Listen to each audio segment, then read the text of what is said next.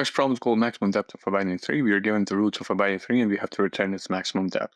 Binary tree maximum depth is the number of nodes along the longest path from the root node down to the farthest leaf node. So in this case, it's 3 because basically this is the path to 3 nodes that we have.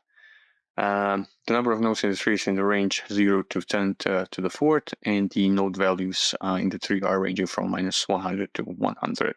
Note that we have already implemented minimum depth of binary tree, but using the breadth first search because we weren't interested in the long subtrees, like deep subtrees on the left side, for example, if the right subtree was only containing one node, because in that case the minimum depth would be only those two numbers. Only those two nodes, root and its right child.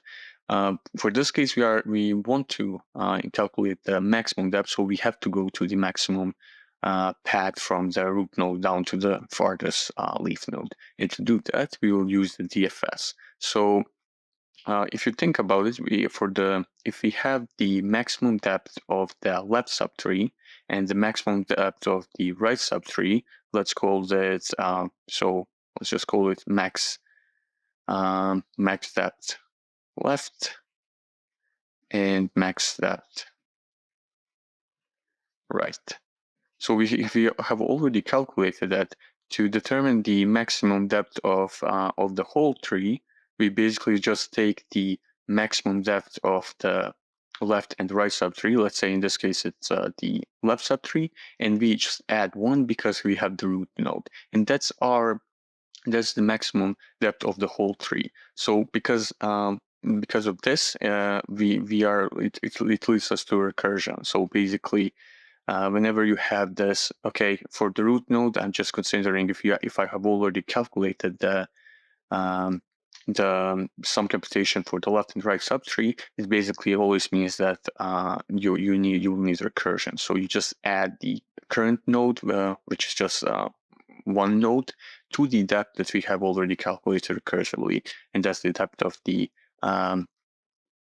left and the right subtree. Now, because we are calling this recursively, we will need the base case, and the base case is always just checking if the root is equal to null, because the depth of an empty tree of an empty tree is just null, so we just return null in that, and basically that's our recursion that solves this problem, because we are traversing through the whole binary tree. The time complexity is n, and we can have a skewed binary tree, so we would it's a number of nodes n, and basically this will correspond to the stack size too, so that will also be our space complexity. In a general case, we can say that the space complexity will be equal to age, which represents the height of the tree, but this is the worst case scenario.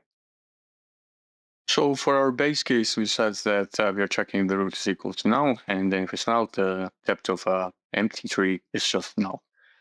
In the standard case, we'll just calculate the maximum depth of the left subtree and also the maximum depth of the right subtree. And for the total depth of the tree, we'll just add +1 to the maximum of the depths that we have for the left and right subtree.